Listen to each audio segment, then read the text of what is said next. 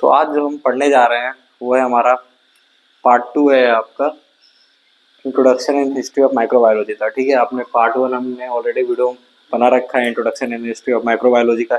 आज जो पढ़ने जा रहे हैं वो हमारा पार्ट टू है। इसमें हम कोच पोस्टुलेट वगैरह और जर्म थ्योरी वगैरह देखेंगे। ठीक है, तो सबसे पहले जर्म थ्योरी से स्टार्ट करते हैं।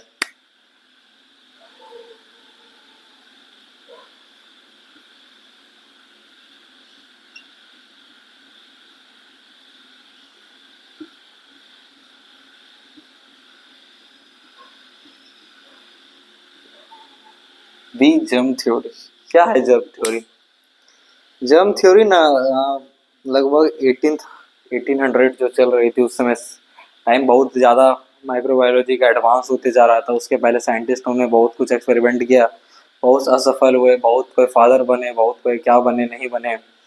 तो इस समय जो था ना 1800 के टाइम पर बहुत ही ज़्यादा एडवांस हो रही थी धीरे धीरे टेक्नोलॉजी और वगैरह। तो उस समय जो एक जर्म थ्योरी आई थी, ठीक है, 4-5 साइंटिस्ट थे, उन्होंने मिलकर एक थ्योरी दिया था। इस थ्योरी का ये कहना था,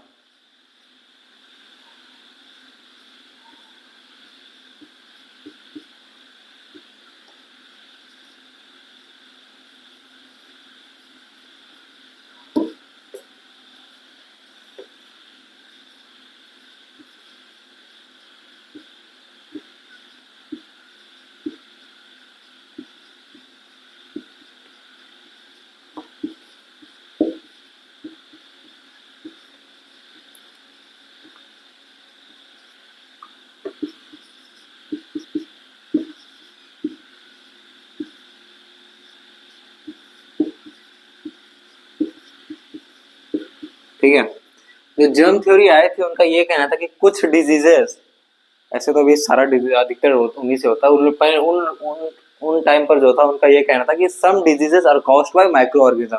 जो कुछ डिजीजेस जो होते हैं वो क्या हुए हैं, माइक्रो ऑर्गेनिजम्स के द्वारा कॉज है। ठीक है, माइक्रो ऑर्गेनिजम्स जो है ऑलरेडी हमने देख रखा है, कौन कौन हो सकते हैं माइक्रो ऑर्गेनिजम्स आपके। बैक्टीरिया हो गए, ठीक है, वायरस हो गए, फंगस हो गए, एल्गी हो गए और प्रोटोजोआ हो गए। ठीक है, ये 5 माइक्रो ऑर्गेनिजम्स हैं। तो जो जर्म थ्योरी उनका ये कहना था, उन लोगों का ये कहना था इस थ्योरी के अनुसार कि कुछ जो डिजीजेस हैं ये हमारे एनवायरनमेंट में वो जो है माइक्रो ऑर्गेनिजम्स के द्वारा कॉज होती है। ठीक है, तो कौन कौन साइंटिस्ट है? एक्चुअली मेनली मतलब 4-5 साइंटिस्टों ने मिलकर ये जर्म थ्योरी को दिया था, पर 3 इसमें मेन साइंटिस्ट थे। ठीक है,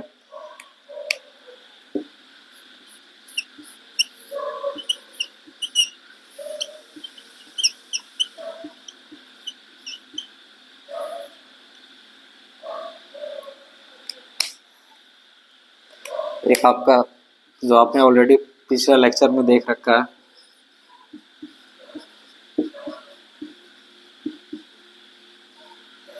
एक आपके लुईस पास्चर थे।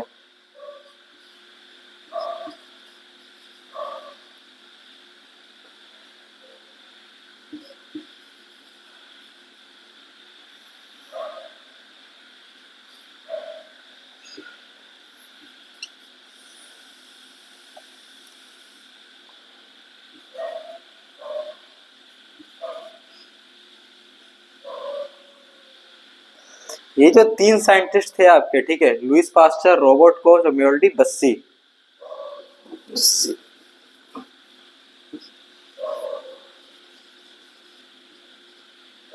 ठीक है, आप देख लीजिए, एक बार लिख लीजिए इस चीज को, साइंटिस्ट के नाम।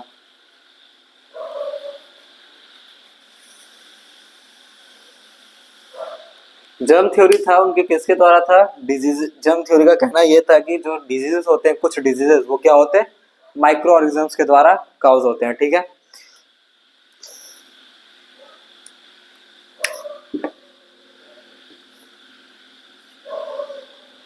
उन लोगों का ये कहना था कि जो कुछ डिजीजेस जो है हमारे इन्वायरमेंट वो क्या है, माइक्रो ऑर्गेनिजम्स के द्वारा। लुईस पास्चर, रॉबर्ट कोच, मेयोल्डी बस्सी नहीं शायद, एक मिनट यार, यहाँ शायद गलती हो गया।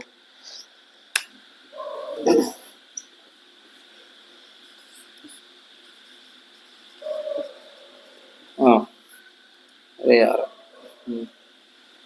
अगस्तियो बेस्सी था, मेरे को जो दूसरा में है वो सेकंड चैप्टर में आएगा।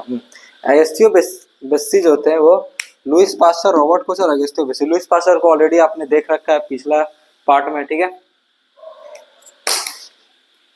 ये पार्ट 2 आपका चल रहा है, ठीक है। लुइस पास्टर को ऑलरेडी आपने देख रखा था, फादर ऑफ मॉडर्न माइक्रोबायोलॉजी इन्हें कहते हैं। रॉबर्ट कोच जो है वो आगे आएंगे, अभी आपके रॉबर्ट कोच का बहुत ज्यादा कंट्रीब्यूशन है हमारे माइक्रोबायोलॉजी के फील्ड में। अगस्तियो बेस्सी भी थे, वो तीनों मेनली ये तीन साइंटिस्ट थे, ये तीनों ने जर्म थ्योरी को दिया था। और जर्म थ्योरी का ये कहना था कि कुछ डिजीजेस जो होते हैं हमारे, जैसे कुछ बीमारी जो हमें होती है वो किससे होते हैं, माइक्रो ऑर्गेनिजम्स के थ्रू होते हैं, ठीक है।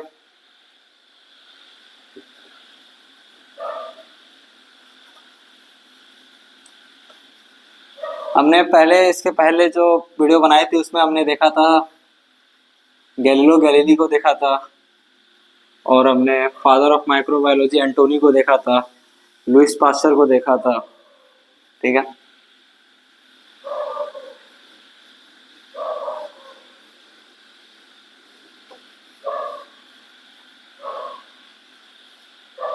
अब जो हम देखेंगे वो हमारा दूसरा साइंटिस्ट, नया साइंटिस्ट है, ठीक है। अब नया साइंटिस्ट पर आ रहे हैं। 3-4 साइंटिस्ट हैं ऑलरेडी हमने देख लिया। हिस्ट्री ऑफ माइक्रोबायोलॉजी में एक और साइंटिस्ट आ रहा है, इसका नाम है भैया Lord, hello R D Lord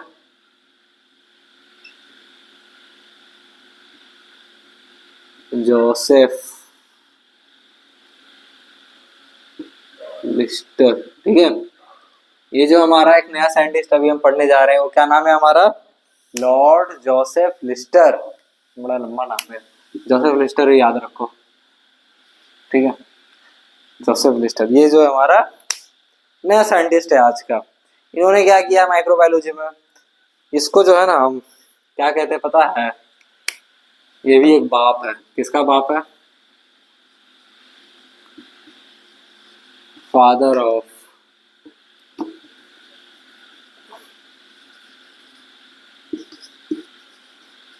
antiseptic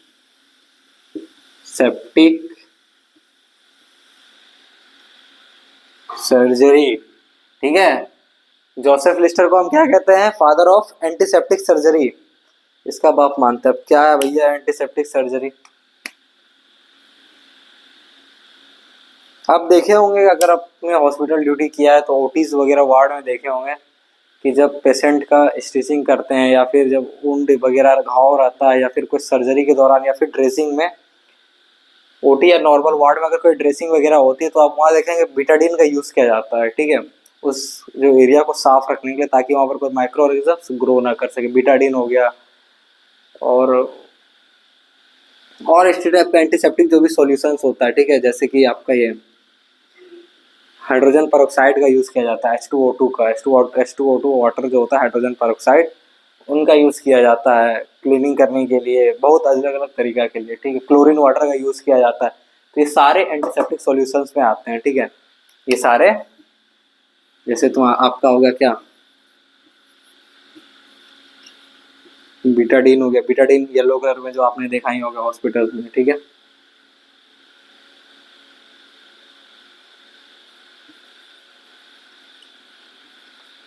chlorine water हो गया, ये जो है ये सारे जो आपने देखा होगा मतलब हॉस्पिटल्स में क्या करते हैं कि घाव वगैरह को साफ करते हैं, उससे ड्रेसिंग के टाइम पर उसको यूज़ करते हैं, या फिर ओटीज वगैरह में स्टिचिंग के बाद, या फिर उस जिस एरिया में सर्जरी करना है उस एरिया को इस सॉल्यूशन से क्या करते हैं, एंटीसेप्टिक सॉल्यूशन से क्लीन करते हैं, ताकि वहाँ का माइक्रोऑर्गेनिज्म, कोई भी नॉर्मल फ्लोरा अगर माइक्रोऑर्गेनिज्म हमारे स्किन में तो वो इंटर न कर जाए, या फिर बाहर से कोई माइक्रोऑर्गेनिज्म वहाँ बैठा है वो अंदर घुसने वाला है तो उसको वो पहले ही किल करते हैं, ठीक है।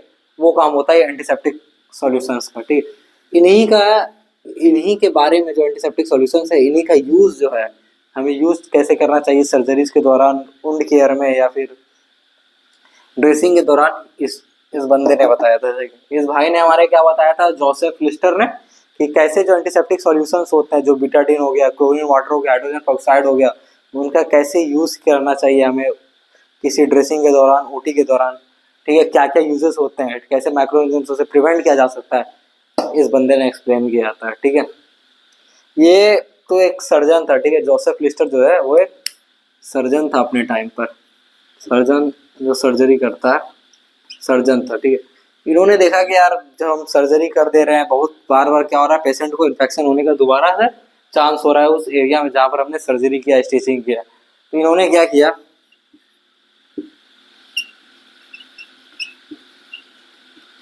कार्बोनिक वाटर, ठीक है, carbonic acid, sorry,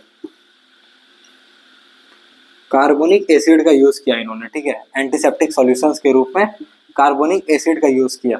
carbonic acid का पेशेंट पर यूज किया, देखा कि अच्छा इसके हम ड्रेसिंग करने के बाद ये यूज कर रहे हैं तो इन्फेक्शन नहीं फैल रहा है, ओटी करने के बाद ये यूज कर रहे हैं, ये सॉल्यूशन यूज कर रहे हैं तो इन्फेक्शन फर्दर स्प्रेड नहीं हो रहा है, नहीं हो रहा है उसमें।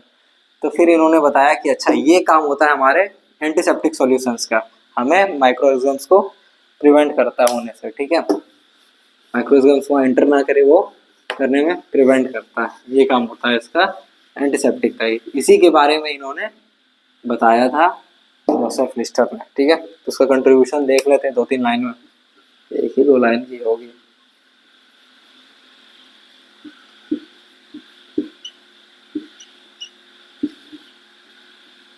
Contribution,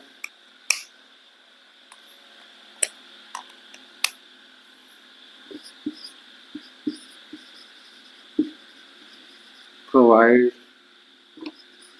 the knowledge about antiseptic surgery, ठीक है, एंटीसेप्टिक सर्जरी के बारे में बताया था इन्होंने। और क्या किया था इन्होंने, और क्या किया था,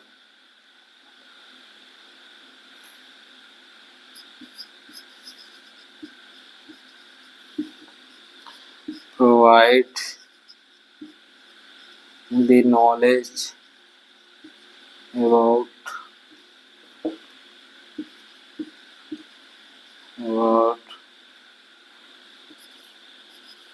how to stop the spread of microorganism, spread of microbes जो स्प्रेड करते हैं, ठीक है, एक जगह से दूसरी जगह कैसे फैलते हैं, उनको प्रिवेंट करने में कैसे उसको स्टॉप किया जाए एंटीसेप्टिक सॉल्यूशंस के द्वारा, उनके बारे में इन्होंने पूरा चीज जानकारी दी, ठीक है। ये था इनका कुछ कंट्रीब्यूशन। जोसेफ लिस्टर कौन थे, एक साइंटिस्ट थे जिसको हम फादर ऑफ एंटीसेप्टिक सॉल्यूशंस कहते हैं, मतलब antiseptic surgery, sorry antiseptic surgery के फादर कहते हैं। इन्होंने सर्जरीज के दौरान, ओटी में या फिर ड्रेसिंग के दौरान क्या एंटीसेप्टिक सॉल्यूशंस का काम है, कैसे प्रिवेंट करता है इन्फेक्शन ना होने से, उनके बारे में इन्होंने बताया था, ठीक है।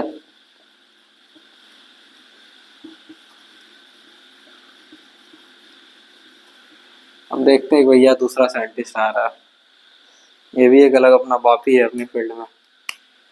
आओ भैया, बहुत पढ़ना है आपको।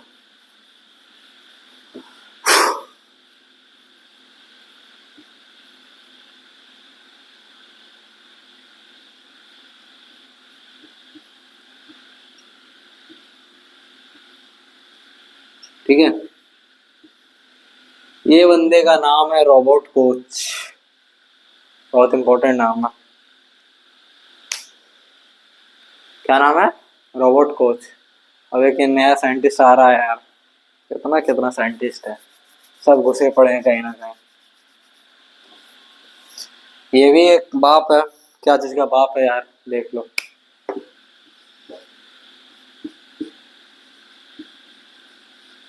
Father of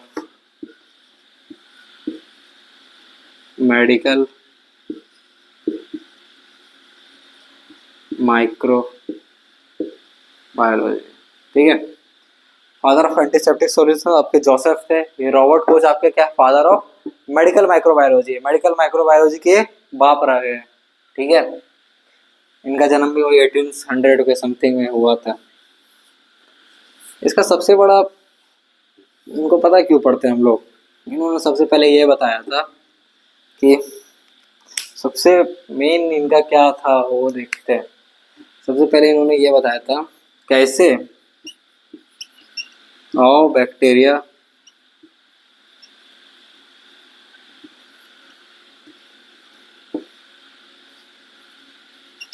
causes disease. ठीक है, इन्होंने सबसे पहले ये बताया था कि जो बैक्टीरिया होता है माइक्रो ऑर्गेनिज्म वो कैसे डिजीज कॉज कर रहा है। जो बैक्टीरिया है हमारा माइक्रो ऑर्गेनिज्म कैसे भैया किसी को तकलीफ दे रहा है, कैसे डिजीज कॉज कर रहा है, उसके बारे में किसने बताया था? रॉबर्ट कोच ने बताया था, इसलिए इसको फादर ऑफ मेडिकल माइक्रोबायोलॉजी कहते हैं। बहुत ही बेहतरीन एक इन्होंने क्या किया था, एक एक्सपेरिमेंट किया था, ठीक है, चूहों के ऊपर। बहुत ही बेहतरीन एक्सपेरिमेंट किया था, उसको भी समझते हैं, जिसको हम कोच पोस्टुलेट या फिर कोच लॉ के नाम से समझते हैं। बहुत इंपॉर्टेंट आ सकता है आपके एग्जाम में। ठीक है, उन्हीं के थ्रू इन्होंने बताया था कैसे बैक्टीरिया जो है आपको डिजीज कॉज कर रहा है। इन्होंने एक्चुअली क्या किया था, एंथ्रेक्स, आपने सुना होगा, एंथ्रेक्स एक बीमारी है। बेसिलस एंथ्रेसिस एक बैक्टीरिया का नाम है। ठीक है, बेसिलस एंथ्रेसिस एक बैक्टीरिया का नाम है जो कि आपको एंथ्रेक्स कॉज कराता है। बेसिलस एंथ्रेसिस एक बैक्टीरिया का नाम है जो आपको एंथ्रेक्स कॉज कराता है। उसी बैक्टीरिया को इन्होंने क्या किया था, एक्सपेरिमेंट किया था दो चूहों के ऊपर। कैसे किया था वो आपको समझाते हैं, एक मिनट बस पानी पी ले यार।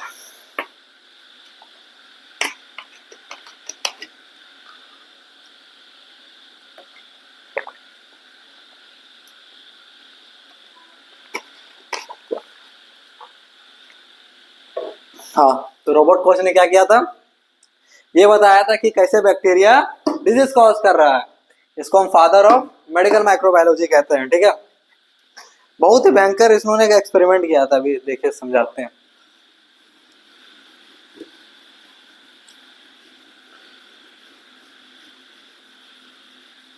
इसको पढ़ रहे हैं अभी हम रॉबर्ट कोच को। इसको पहले किसने पढ़े थे हम? जोसेफ को पढ़े थे, एंटीसेप्टिक सर्जरी के बारे में जिसने बताया था। ठीक है, अब हम पढ़ने जा रहे हैं रॉबर्ट कोच को। इसने एक कोच पोस्टुलेट दिया था जिसे हम कोच लॉ भी कहते हैं। ठीक है,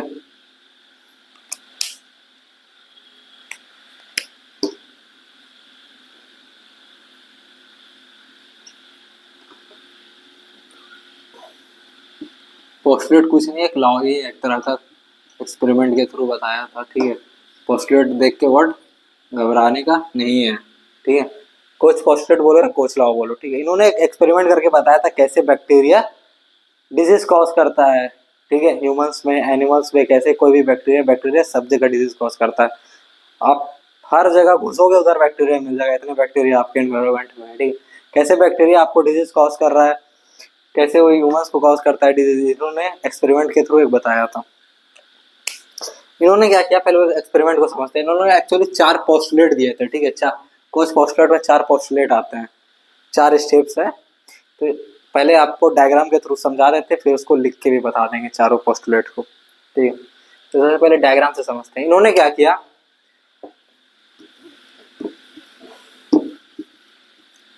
एक चूहा उठाया जिसको बीमारी होके रखी थी, कोई भी नॉर्मल बीमारी। ठीक है, बैक्टीरियल इन्फेक्शन एक चूहा को हो रखा था। ये एक चूहा है। ठीक है, कौन सा चूहा? ये डिजीज चूहा है, डिजीज एनिमल।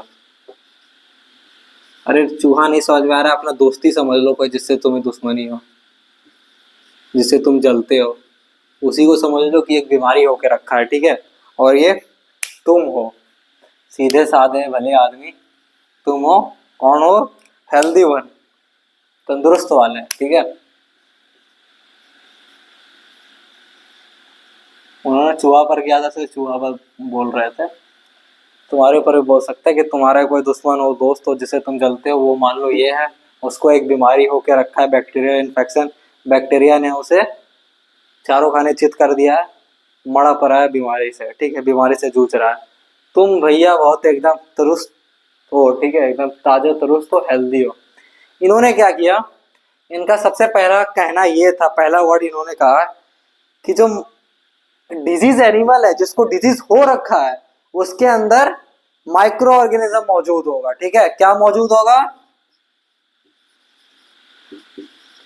Micro organism. ठीक है, डिजीज एनिमल के अंदर क्या मौजूद होगा? Micro organism. और जो हेल्दी एनिमल्स है उसके अंदर माइक्रो ऑर्गेनिज्म कोई मौजूद नहीं होगा। ठीक है, तो इनका जो पहला पोस्टुलेट था, पोस्टुलेट आपको हम लिख के बताएंगे बाद में, खाली अभी याद रखिए। पहला पोस्टुलेट इनका ये था कि जो माइक्रो ऑर्गेनिजम्स है, और जब हम डिजीज एनिमल को देखेंगे तो उसके अंदर हमें माइक्रो ऑर्गेनिज्म मौजूद मिलेगा, और जो डिजीज हेल्दी एनिमल्स है उसके अंदर कोई माइक्रो ऑर्गेनिज्म हमें मौजूद नहीं मिलेगा। ठीक है, रॉबर्ट कोच ने क्या जर्म थ्योरी में भी, जो अपने जर्म थ्योरी देखा था कि कुछ डिजीजेस जो होते हैं माइक्रो ऑर्गेनिजम्स के थ्रू होते हैं, इनका भी हाथ था। बहुत बड़े ये थे, क्या थे, जो समझ वो समझ लो वही आदमी थे ये, हर जगह से पीड़ित थे। ठीक है, इनका पहला कहना ये था कि आप डिजीज एनिमल को देखोगे तो उसके अंदर आपको क्या दिखेगा, माइक्रो ऑर्गेनिजम्स दिखेगा, और जो हेल्दी एनिमल्स है उसके अंदर कोई माइक्रो ऑर्गेनिजम्स नहीं दिखेगा। वीडियो चल रहा है कि नहीं यार? चल रहा है, ठीक है। अब इनका कहना था, तो इसको डायग्राम के थ्रू समझ लेते हैं पहले, कैसे इनको समझ में आया कि उसके अंदर माइक्रो ऑर्गेनिजम्स है कि नहीं है जो डिजीज वाला। इन्होंने उसका ब्लड वगैरह देखा, ठीक है, इन्होंने इसका ब्लड निकाल के इसमें देखा माइक्रोस्कोप में, इन्होंने इसका इधर भी ब्लड देखा, तो इनको क्या देखने को मिला कि यहाँ पर तो भैया ऐसे लंबा लंबी ये आरबीसी है, लंबा लंबी बैक्टीरिया भी घूम रहे हैं इसके खून में। यहाँ देखा कि खाला खाली आरबीसी है, बैक्टीरिया नहीं है। तब इनको समझ में आया कि जो डिजीज एनिमल है उसके अंदर माइक्रो ऑर्गेनिज्म मौजूद होगा, और जो हेल्दी एनिमल उसके अंदर कोई माइक्रो ऑर्गेनिज्म मौजूद नहीं होगा। यही उनका पहला पोस्टुलेट था, यही उनका पहला लॉ था। ये आपके हो गए माइक्रोब्स, ये हो गए आपके आरबीसीज, रेड ब्लड सेल, ये हो गए आपके आरबीसी। अब इनका दूसरा पोस्टुलेट ये था, दूसरा पोस्टुलेट पर आते हैं। ठीक है, दूसरा बात आप इसका ये कहना था कि जो माइक्रो ऑर्गेनिज्म दिख रहा है हमें, ठीक है, डिजीज एनिमल है, उसको हम क्या करेंगे, आइसोलेट करेंगे, मतलब उसको वहां से बाहर निकालेंगे। ठीक है, खून से इसको माइक्रोस्कोप हमने दिखा, इसे माइक्रोस्कोप में घूप रहा, ठीक है, किसी बाहर में हमने इसका खून निकाला डिजीज एनिमल का, तो देखा कि उसके अंदर माइक्रो ऑर्गेनिजम्स है। अब हम क्या करेंगे, इस माइक्रो ऑर्गेनिजम्स को हम यहाँ से निकालेंगे, निकाल के क्या करेंगे, एक कल्चर मीडिया में इसका ग्रोथ कराएंगे, प्योर कल्चर में, कल्चर मीडिया में इसका हम ग्रोथ कराएंगे, और इसका ग्रोथ हमें होना चाहिए। दूसरा पोस्टुलेट इनका ये था कि जो माइक्रो ऑर्गेनिजम्स जो पहले बंदे को कॉज कर रहा है, राम है या श्याम है, राम को कोई बीमारी हो गया है, ठीक है, उसके खून में हमें ये देखने को मिला है, एक माइक्रो। इसी माइक्रो को हम क्या करेंगे, आइसोलेट करेंगे। आइसोलेट का मतलब क्या होता है, दूर करो इससे। एक माइक्रो ऑर्गेनिजम्स को हमने यहाँ से आइसोलेट किया, इसको यहाँ से मान के चलो आइसोलेट करके, इसको हम क्या करेंगे, कल्चर मीडिया में इसका ग्रोथ कराएंगे, और इसका ग्रोथ होना चाहिए। ऐसा नहीं है कि ग्रोथ नहीं होना चाहिए, इसका ग्रोथ हमें दिखना चाहिए। यही उनका दूसरा पोस्टुलेट था। अब भैया एक सवाल उठता है, हवा हवाई आपने तो बता दिया सेकंड पोस्टुलेट, पर ये जो कल्चर मीडिया में जो है ग्रोथ करा रहे, कल्चर मीडिया है क्या, क्या है कल्चर मीडिया? बता तो दिया आपने कि ग्रोथ हो रहा है कल्चर मीडिया में, होना चाहिए। दूसरा पोस्टुलेट उनका ये कहना था कि इसका कल्चर मीडिया में बैक्टीरिया का ग्रुप, कोई माइक्रो ऑर्गेनिज्म का ग्रोथ होना चाहिए। पर क्या है कल्चर मीडिया? कल्चर मीडिया अभी समझोगे कि बाद में समझोगे, उनको समझा ही लेते हैं। कल्चर मीडिया कुछ और नहीं है यार, देखो यहाँ समझाते हैं, समझ लो, आगे काम आएगा। सेकंड चैप्टर का चीज है ये।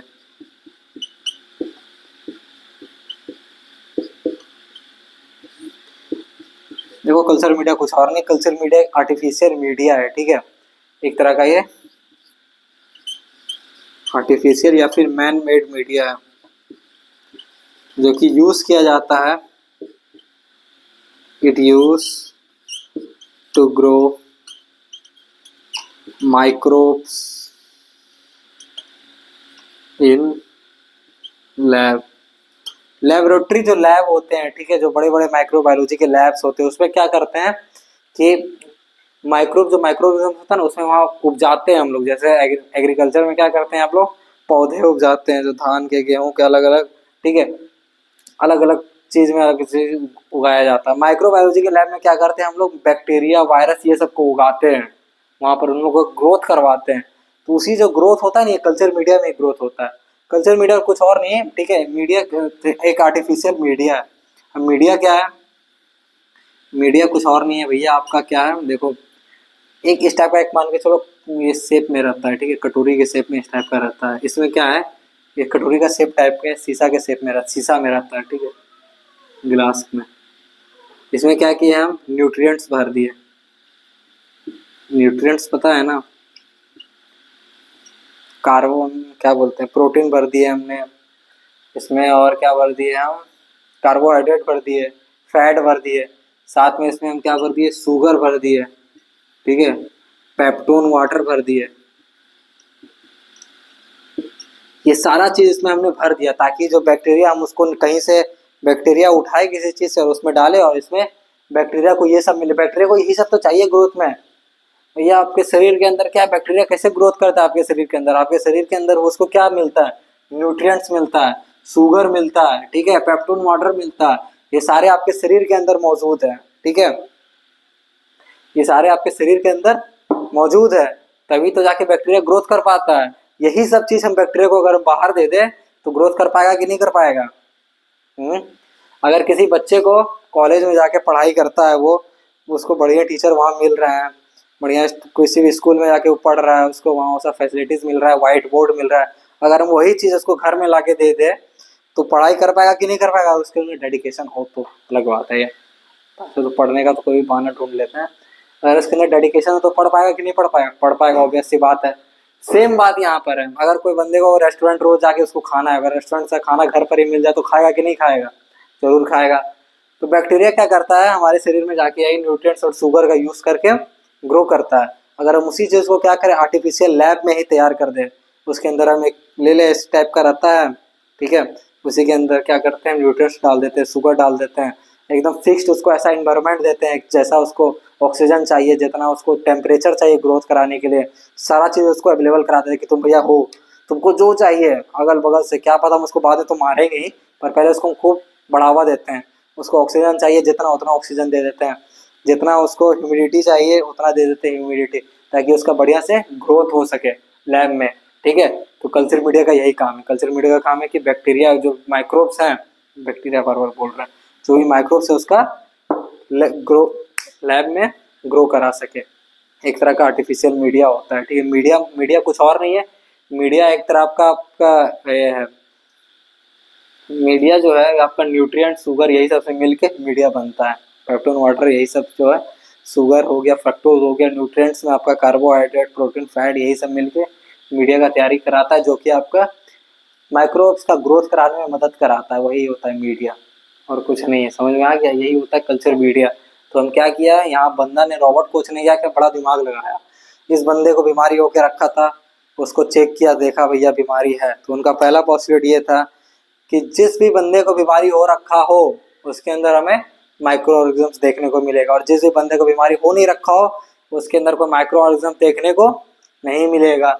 उसके बाद उसका दूसरा पोस्टुलेट ये था कि अब उस माइक्रो ऑर्गेनिज्म को क्या करेंगे, हम बाहर निकाल लेंगे खींच करके सुपर पावर से अपना, ठीक है।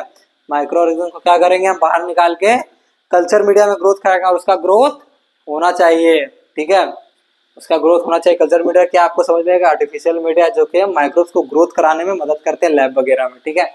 यही मीडिया क्या हो गया आपका, एक तरह का ये आपको ग्रो कराने में मदद करता है माइक्रोब्स का, न्यूट्रिएंट्स हो गया, शुगर हो गया, पेप्टोन वाटर हो गया, यही सब मिला के माइक्रोब्स का ग्रो कराते हैं।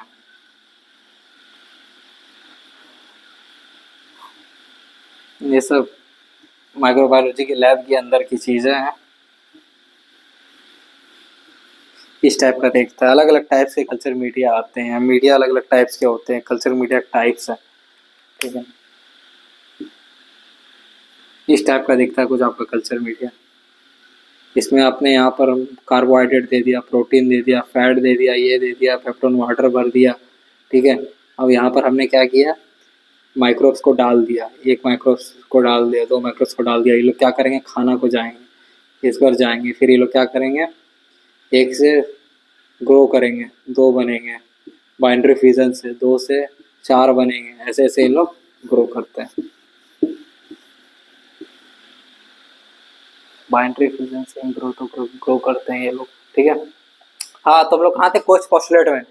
कल्चर मीडिया और अच्छा से आपको अगर समझना हो तो इसका जो दूसरा चैप्टर आएगा जनरल कैरेक्टरिस्टिक्स ऑफ माइक्रोब्स जो है इसका सेकंड चैप्टर हमारा माइक्रोबायोलॉजी का, उसमें एक्सप्लेन कर देंगे बढ़िया से, ठीक है। दूसरा कंडीशन, दूसरा पोस्टुलेट उनका ये था कि जो माइक्रोब्स को हमने निकाला है उसका ग्रोथ कल्चर मीडिया में होना चाहिए, ठीक है। अब ये ठहरा भैया बड़ा हरामी बंदा, ठीक है। इसने बोला कि यार सिर्फ तुम्हें क्यों होगा डिजीज, उसको भी तो होना चाहिए, बड़ा खुश दिख रहा है, उसमें कोई डिजीज नहीं है।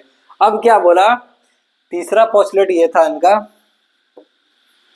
कि जो ग्रोथ हुआ है, जिसने हमने बोला था ना कल्चर मीडिया में ग्रोथ दिखना चाहिए, ठीक है, और उस ग्रोथ को आप एक तरह से नोट कर लो कहीं पर। उन्होंने क्या किया, उस ग्रोथ को नोट कर लिया कि देख लिया अच्छा इस टाइप का उसमें ग्रोथ हो रहा है, 1 से 2 बन रहा है, इधर बन रहा है, इधर फैल रहा है, ऐसे बन रहा है, ऐसे हो रहा है, इन्होंने नोट कर लिया हर चीज उनको। उसके बाद उन्होंने क्या किया कि अब यहाँ से फिर से एक माइक्रो ऑर्गेनिज्म निकाला। बोला भैया तुम बड़े हंस रहे थे, सिर्फ अकेले तुम क्यों झेलो। इन्होंने फिर से एक माइक्रोस्कोप यहाँ से निकाला, माइक्रोब्स निकाला, अब सीधा घुसा दिया इसके अंदर, ठीक है। हेल्दी वाले के अंदर इन्होंने क्या किया, यहाँ से सीधा निकाल के घुसा दिया हेल्दी वाले के अंदर, यहाँ पर ग्रोथ दिखा था। थर्ड पोस्टुलेट उनका यही था कि जो माइक्रो ऑर्गेनिजम्स ग्रोथ किया है कल्चर मीडिया में उसको क्या करेंगे, फिर से री आइसोलेट करेंगे, ठीक है, सॉरी री आइसोलेट बोलते हैं उसको, क्या करेंगे, इनोकुलेट करेंगे। इनोकुलेट का मतलब होता है अंदर डालना, निडल को इनोकुलेट करके अंदर डालते हैं, ठीक है, मेडिसिन प्रोवाइड करने के लिए, खून निकालने के लिए। कल्चर मीडिया पे ग्रोथ हो गया, आप क्या बोले, इनोकुलेट करेंगे हेल्दी वाले के अंदर, ठीक है। और जैसे इनोकुलेट करेंगे तो जो बीमारी इस बंदे को हो रखी थी वही बीमारी अब इसे होनी चाहिए। यही इनका तीसरा पोस्टुलेट था। तीसरा पोस्टुलेट का कहना यह था कि जो ग्रोथ, जो माइक्रो ऑर्गेनिजम्स कल्चर मीडिया में ग्रोथ किए हैं उसको क्या करेंगे, हम बाहर निकालेंगे और फिर क्या करेंगे, इसके अंदर डाल देंगे। अब जो बीमारी इसको हो रखी थी, मान के चलो इसको कोई बीमारी हो के रखा था टेटनस, ठीक है, नाम सुना होगा, कहीं भी लोहा वगैरह से कट लग जाता है तो अब तुरंत जाके अरे भैया टेटनस का इंजेक्शन लगाओ यार, घुसाते हुआ आए हम यहाँ पर, ठीक है। मान के चलो इस बंदे को टेटनस बीमारी हो रखा था, मैंने इसका ब्लड जांच किया, इसके अंदर टेटनस का बैक्टीरिया पाया गया, क्लोस्ट्रीडियम टेटनाई बैक्टीरिया जो कि टेटनस को कॉज करता है, टेटनस का बैक्टीरिया इसमें पाया गया, ठीक है। अब क्या किया मैंने, टेटनस का जो बैक्टीरिया है हल्का सा उससे निकाल लिया ब्लड से और उसको एक कल्चर मीडिया पर ग्रोथ कराया, उसको फेवरेबल कंडीशन देके जो भी उसको चाहिए, जो चाहिए खुल के दे देते हैं, लो भैया तुम ग्रोथ करो यहाँ पर, और उसका ग्रोथ होना चाहिए, यही उसका सेकंड पोस्टुलेट था। थर्ड पोस्टुलेट था कि जो ग्रोथ हो गया है टेटनस का, ठीक है, टेटनस का एग्जाम्पल दे रहे हैं, जो ग्रोथ हो गया है टेटनस का बैक्टीरिया, वापस से उसको हम क्या करेंगे, निकाल के एक हेल्दी वाले के अंदर डाल देंगे, हेल्दी वाले के अंदर डाल देंगे, और जो बीमारी इसको था वही बीमारी इसको होना चाहिए, तो इसको कौन सी बीमारी होगी, टेटनस। टेटनस अब इसको हो गई है, ठीक है। यही इनका तीसरा पोस्टुलेट था कि जो बीमारी इसको थी वही बीमारी इसको होनी चाहिए डालने के बाद, ठीक है। अब ऐसा दिखेगा क्या डालने के बाद, अब तो इसके अंदर ये हो गया, बैक्टीरिया आ गया, अब ये ऐसे दिखेगा, ये माइक्रोब्स हो गए, ठीक है। ये इनका ये कहना था तीसरा पोस्टुलेट। अब आते हैं चौथा पोस्टुलेट पर। चौथा पोस्टुलेट का कहना यह था कि भैया अब हेल्दी वाले में जो बीमारी हुई है, अब उसके से हम क्या करेंगे, फिर से बैक्टीरिया को निकालेंगे, फिर से माइक्रोब्स को निकालेंगे, ठीक है। बैक्टीरिया का एग्जांपल ये थे, टेटनस का एग्जांपल लेके बता रहे, फिर से इस टेटनस को हम क्या करेंगे, वापस से इस बंदे से हल्का सा निकालेंगे, और इसको क्या करेंगे, पूरा तो निकल ही नहीं पाएगा यार, सैंपल लेंगे हल्का सा, उससे मिल जाएगा बैक्टीरिया, घूमते ऐसे ऐसे नाच रहा होगा साला, उसी को फटाक से नहीं खींच लेंगे, और फिर से क्या करेंगे, कल्चर मीडिया में उसका ग्रोथ कराएंगे, और उसका ग्रोथ पुराने वाले की तरह सिमिलर होना चाहिए।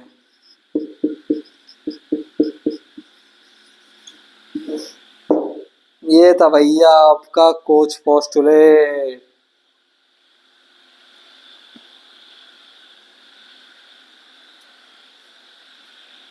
फिर से समझाते हैं, नहीं समझ में आया, सुनो फिर से। रोबोट कोच क्या थे, क्या थे, इंसान थे, वो उनको हम क्या बोलते हैं, फादर ऑफ मेडिकल माइक्रोबायोलॉजी, ठीक है। रोबोट कोच को हम क्या बोलते हैं, फादर ऑफ मेडिकल माइक्रोबायोलॉजी। क्यों बोलते हैं, उन्होंने क्या किया था, सबसे पहले उन्होंने ये बताया था कैसे बैक्टीरिया जो है डिजीज कॉज करता है हमारे, ठीक है। उन्होंने एंथ्रेक्स, बैसिलस एंथ्रेसिस एक बैक्टीरिया है जो कि एंथ्रेक्स कॉज करता है, उन्हीं का एग्जाम्पल लेके बताया था। ठीक है, उन्होंने बताया था कैसे बैक्टीरिया डिजीज कॉज करता है। उन्होंने क्या किया, दो चूहा को लिया, चलो चूहा पर आते हैं सिंपल सा। उन्होंने दो चूहा को लिया, एक चूहा को ऑलरेडी बीमारी बैक्टीरियल इन्फेक्शन हो रखा था, उन्होंने बैक्टीरिया का एग्जाम्पल लिया था। यहाँ पर कोई माइक्रोब्स करोगे वही बात बैठता है। ठीक है, माइक्रोब्स ही आपको बोलना है क्योंकि वो सब पर एप्लीकेबल है। अब फंगल इन्फेक्शन, वायरल इन्फेक्शन देख,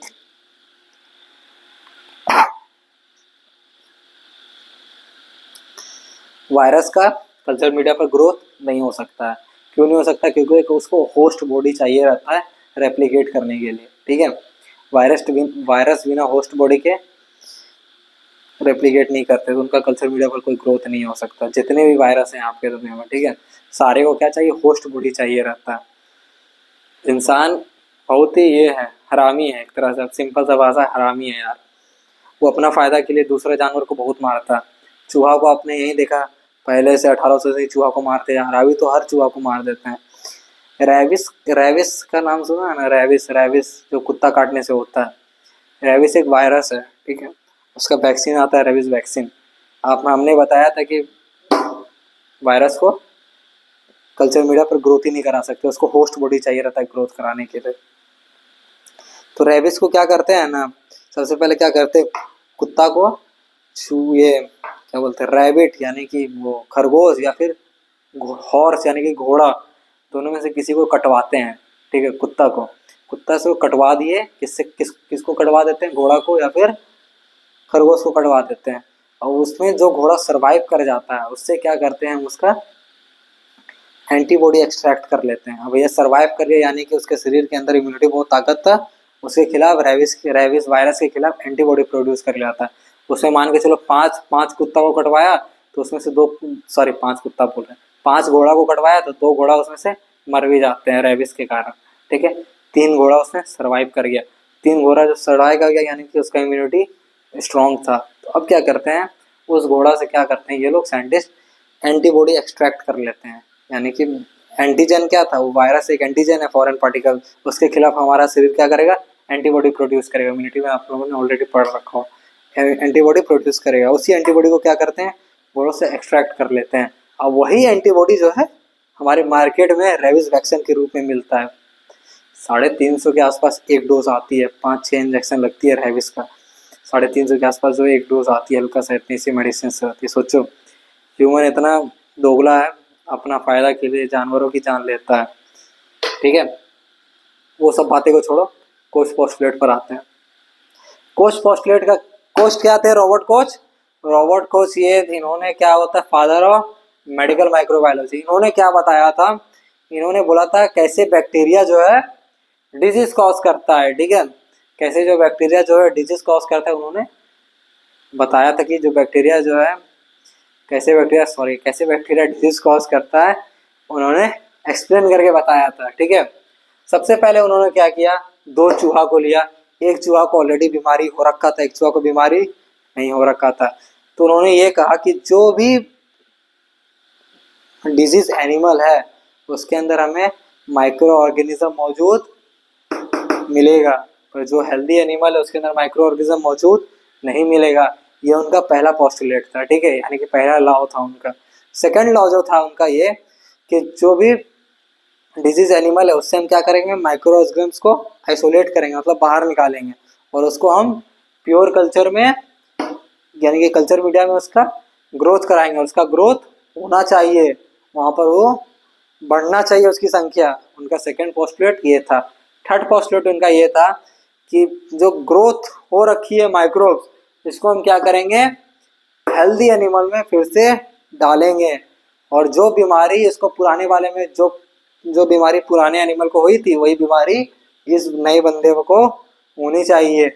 ठीक है, इनका तीसरा पोस्टुलेट ये था। चौथा पोस्टुलेट ये था कि अब जो हेल्दी एनिमल है उससे क्या करेंगे, हम फिर से रीआइसोलेट करेंगे माइक्रो ऑर्गेनिजम्स को, और जो उसका ग्रोथ है कल्चर मीडिया में होनी चाहिए, और जो उसकी ग्रोथ है पहले वाली से सिमिलर होनी चाहिए। यही उनका 4 पोस्टुलेट था कोच का।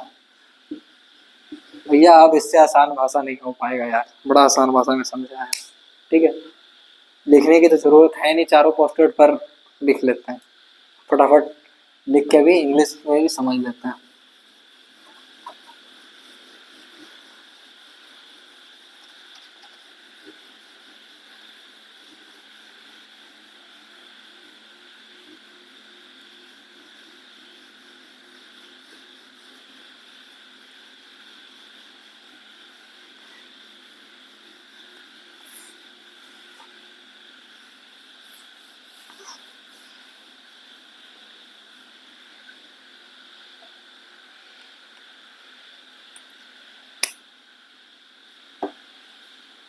पहला पोस्टलेट उनका था, फटाफट करते हैं, इतना टाइम नहीं है।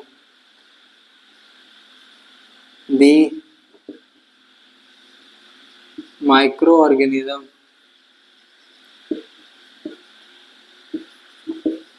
should present on disease animal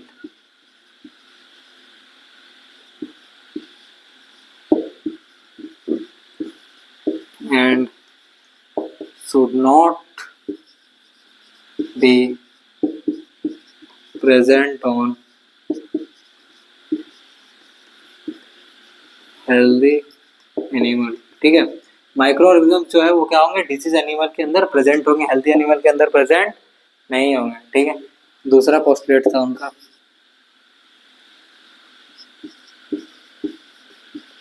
isolate the micro organism and isolate the microorganism and grow it on culture media and growth should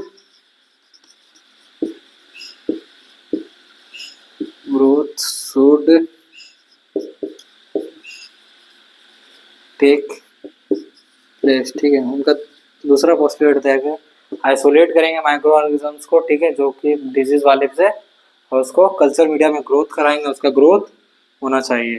ठीक है, तीसरा पोस्टुलेट ये था उनका। तीसरा पोस्टुलेट में क्या करते हैं, हेल्दी वाले में घुसा देते हैं। ठीक है,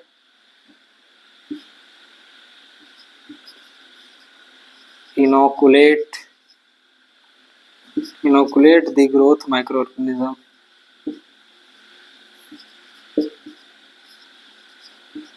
inoculate the growth microorganism to the healthy animal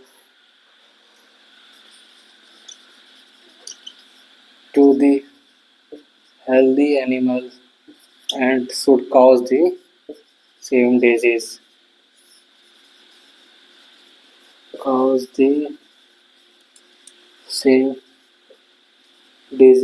ठीक है, क्या करेंगे, इनोकुलेट करेंगे, inoculate the growth microorganism to the healthy animal, जो है उसके इनोकुलेट करेंगे और सेम डिजीज वो कॉज करनी चाहिए। ठीक है, ये था तीसरा पोस्टुलेट।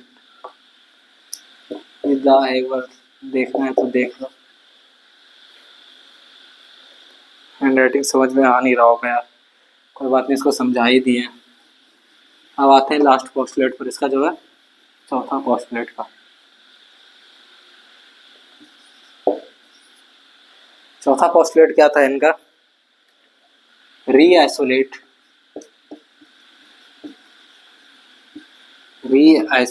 बातें आप समझ लीजिए, इंग्लिश आप अपने से भी वहां लिख सकते हैं, कोई दिक्कत नहीं है। ठीक है, reisolate the micro organism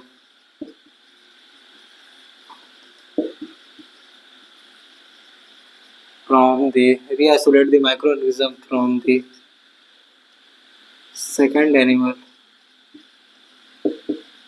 and grow it on culture media।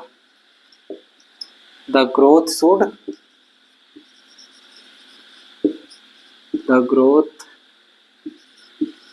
should take place as of the first one। ठीक है, क्या करेंगे, रीआइसोलेट करेंगे माइक्रोऑर्गेनिजम्स को फ्रॉम द सेकंड एनिमल से। ठीक है, क्या करेंगे, वापस से निकालेंगे हेल्दी एनिमल, जो सेकंड एनिमल था उसे क्या करेंगे, आप तो हेल्दी रहा नहीं, रीआइसोलेट करेंगे और क्या करेंगे, कल्चर मीडिया में उसका ग्रोथ कराएंगे और उसका ग्रोथ टेक प्लेस होना चाहिए फर्स्ट वन की तरह। ठीक है, ये आपका देख लीजिए, लिखना है तो।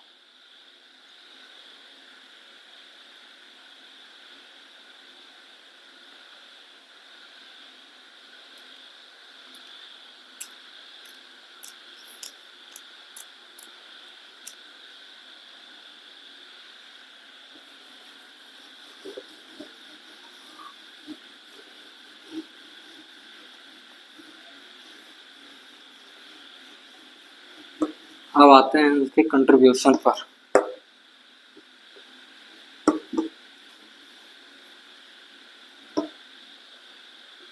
कंट्रीब्यूशन जरूरी आते हैं सवाल कंट्रीब्यूशन पर।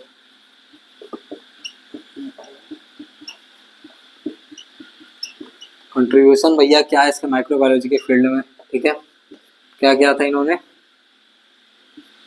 ही shows how bacteria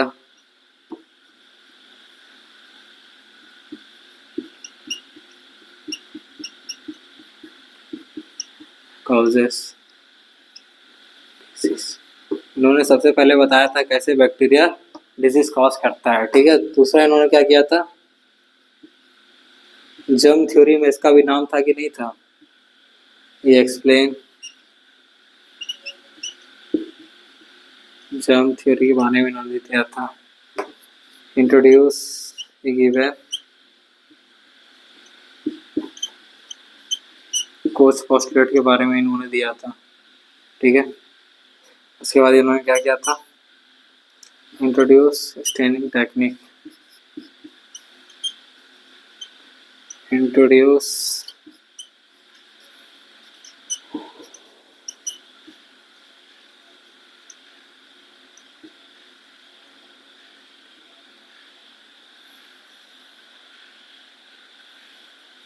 staining technique हो। ठीक है, स्टेनिंग क्या है भैया, आप एक और नया सवाल आ सकता है कि भैया स्टेनिंग टेक्निक क्या है। स्टेनिंग टेक्निक कुछ और नहीं है यार, एक तरह से इसके थ्रू हम क्या करते हैं, बैक्टीरिया या फंगस का जो होता है ना सेल वॉल शेप साइज को पता करते हैं। ठीक है, बैक्टीरिया या फंगस होते हैं ना, किस टाइप का उन लोगों का सेल वॉल है, क्या साइज है, क्या कलर है, वही जो है स्टेनिंग के थ्रू पता करते हैं। इन्होंने इसके बारे में, इन्होंने इसी चीज़ के बारे में जानकारी दी। ठीक है, देख लीजिए कैसे बैक्टीरिया जो है डिजीज कॉज करता है, इन्होंने वो बताया। ठीक है, उसके बाद इन्होंने क्या किया था, जर्म थ्योरी के बारे में एक्सप्लेन किया था। जर्म थ्योरी में इसका नाम था कि नहीं था, एकदम था भैया, जर्म थ्योरी में इन्होंने एक्सप्लेन किया था। उसके बाद क्या किया था, कोच पोस्टुलेट, तो भैया इसका नाम ही था रॉबर्ट कोच, उन्होंने ये दिया था। स्टेनिंग टेक्निक इन्होंने दिया था, स्टेनिंग कुछ नहीं है, बैक्टीरिया और फंगस के लिए करते हैं, बैक्टीरिया का जो सेल वॉल होता है शेप साइज को पता करने के लिए अलग अलग टाइप्स के स्टेनिंग होते हैं। ठीक है, नेगेटिव स्टेनिंग, सिंपल स्टेनिंग, क्वेच स्टेनिंग, एसिड फास्ट स्टेनिंग, सब पढ़ेंगे सेकंड चैप्टर में, जनरल कैरेक्टरिस्टिक्स ऑफ माइक्रोब्स में। स्टेनिंग टेक्निक कुछ नहीं है, बैक्टीरिया और फंगस जो होता है उसके सेल वॉल होते हैं, किस टाइप का सेल वॉल है, सेल वॉल के अकॉर्डिंग बैक्टीरिया को हम लोग क्लासीफाई करेंगे, आगे आएगा सब चीज़ आएगा। ठीक है, क्या उसका शेप होता है, क्या साइज होते हैं, उसी को पता करना है स्टेनिंग के थ्रू। ये थे भैया कुछ इसके contribution.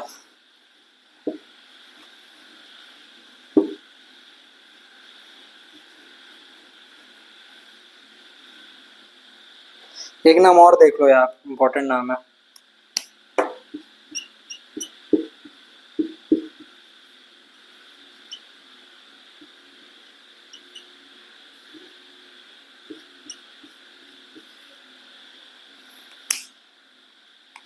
EV bearing, EV bearing, BEH है। ठीक है, इन्होंने क्या किया था, अब जो टेटनस पढ़ रहे थे ना, उसकी वैक्सीन दी थी।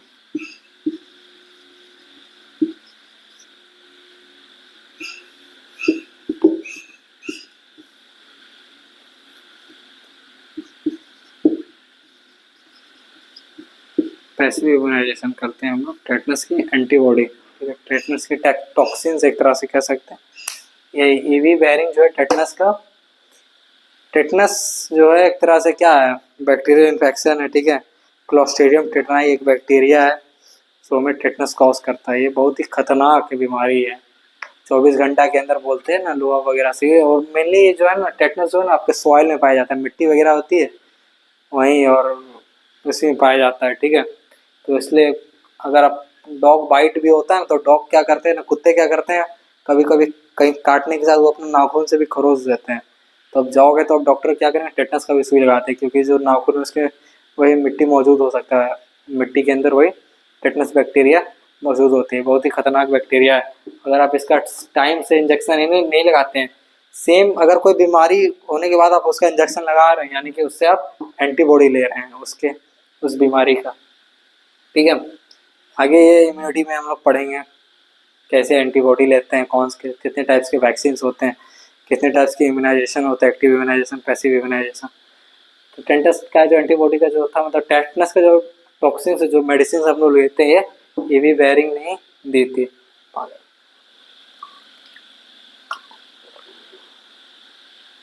ये भी बेयरिंग ने ही टेटनस के बारे में दिया था।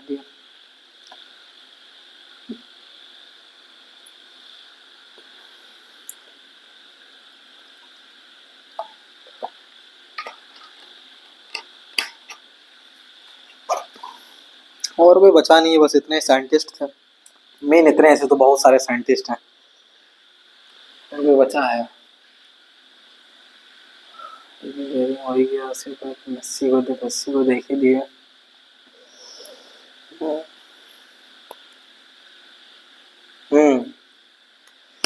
इससे दवा तो यह काम आप करती नहीं है, पर देख लेते हैं।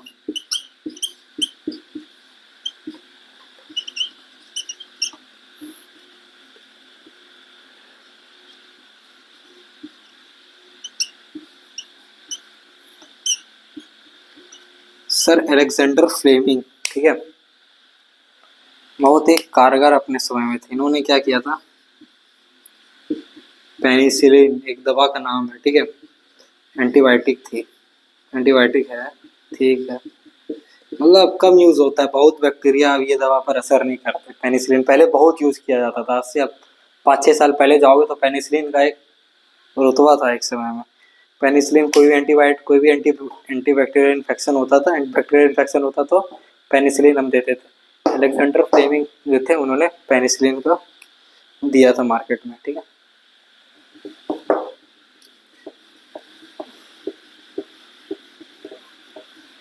तो आज हमने क्या क्या पढ़ा, जर्म थ्योरी को पढ़ा, ठीक है। 3 साइंटिस्ट थे, जर्म थ्योरी को दिए थे। जर्म थ्योरी क्या थी, जर्म थ्योरी ये कही थी कि कुछ डिजीजेज जो हमारे इन्वायरमेंट में जो है वो माइक्रो ऑर्गेनिजम्स के थ्रू होते हैं, ठीक है। सेकंड हमने क्या पढ़ा, जोसेफ लिस्टर को पढ़ा, फादर ऑफ एंटीसेप्टिक सर्जरी कहते हैं, कार्बोनिक एसिड का यूज करके उन्होंने, सर्जन थे उन्होंने, एंटीसेप्टिक सर्जरी के उनको फादर कहते हैं, ठीक है। तीसरा हमने रॉबर्ट कोच के बारे में पढ़ा, फादर ऑफ मेडिकल माइक्रोबायोलॉजी कहते हैं। उन्होंने 4 पोस्टुलेट दिए थे। उन्होंने सबसे पहले ये बताया था कैसे बैक्टीरिया डिजीज कॉज करता है, 4 पोस्टुलेट दिए थे, ठीक है, वो हो गया। उसके बाद हमें उसका कंट्रीब्यूशन ने देख लिया पोस्टुलेट का। फिर हमने बेहरिंग को देखा, बेहरिंग क्या कर रहे थे, टेटनस क्या दे रहे थे, ठीक है। फिर हमने अलेक्जेंडर फ्लेमिंग को देखा, अलेक्जेंडर फ्लेमिंग क्या कर रहे थे, क्या कर रहे थे, आपका पेनिसिलिन का दवा दिए थे, ठीक है। हमने कल्चर मीडिया को समझा, एक आर्टिफिशियल मीडिया है जो कि लैब में यूज़ किया जाता है बैक्टीरिया माइक्रोब्स का, बैक्टीरिया बार बोल रहे माइक्रोब्स का ग्रोथ कराने के लिए, ठीक है। तो आज इतना ही था पार्ट 2 में। उम्मीद करते हैं कि आपको समझ में आया होगा, नहीं समझ में आया होगा तो फिर से रिकैप करके देखें, कहीं भी डाउट होगा तो आप पूछ सकते हैं, ठीक है। जो आगे इसके जो आगे इसमें और भी जो भी बताया importance of microbiology in nursing, ठीक है, वो हम नेक्स्ट लेक्चर में देखेंगे। तब तक के लिए धन्यवाद।